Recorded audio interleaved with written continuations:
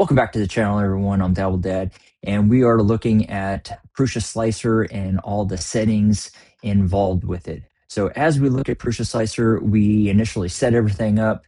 We got the configurations done, and now we're looking at the three basic modes and what each one does based upon your abilities and your want to change and manipulate different settings. All right, so once you get into the platter side, you'll see that you're offered three different types of modes, either being the beginner, the normal, or the expert. Or regardless what you choose, you still have the option of changing the printer settings, being the print settings, the filament type, and the printer it's going to. But on the right side, underneath where it says scale and size, you don't have the ability to click on each individual object or part. But in the basic beginner's mode, you cannot make any of those changes.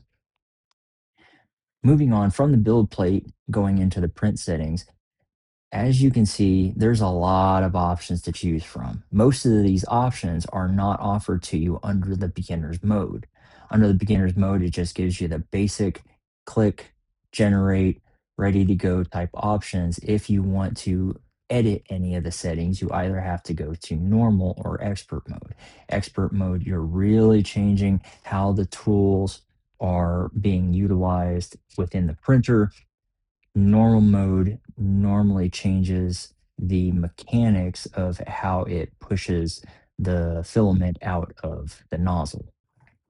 When we move from print settings over filament settings, you'll see that in beginner mode, you only have basic information and only the most basic of settings to change, such as the basic nozzle and bed temperature settings. But if you go to expert, now you have the ability to change the chamber if you have a heated chamber.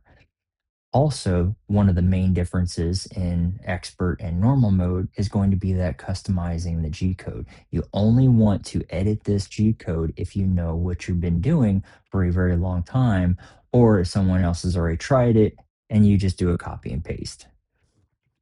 The last thing we look at is going to be the printer settings. With the printer settings, you have the ability to change the printer itself as well as the extruder's nozzle and the retraction length.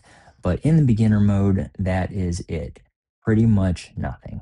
If you want to change anything, my advice, stick with the normal mode. It will be the most information you'll ever need to change on a 3D printer. But if you really want to dial in your settings, expert mode is definitely where it's going to be at. But in expert mode, if you change some of these settings, you really have the opportunity to ruin a machine if it follows the code line for line. So once again, unless you know what you're doing, do not change anything in the expert mode. So as you can see, there's a lot of settings that you have the ability to mess with.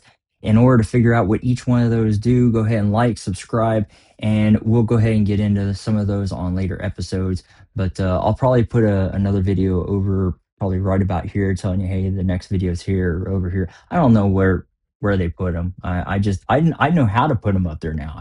I don't know exactly where I'm supposed to put them. But yeah, I'll have one up there. I promise. I'll see you later.